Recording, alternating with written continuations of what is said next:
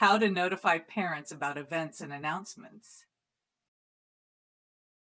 Go to the Planner page and click on the Events tab.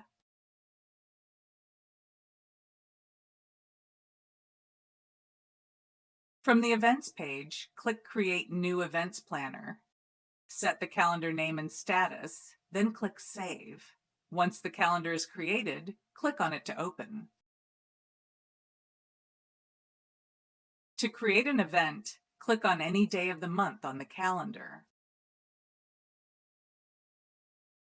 In the event modal, add the event title and date. If you uncheck the All Day option, you'll need to set the start and end times.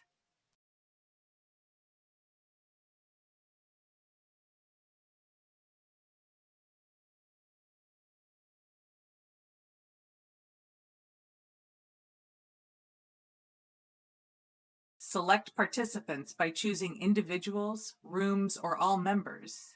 The selected members will receive a notification for this event. Add a description for the event and click Save.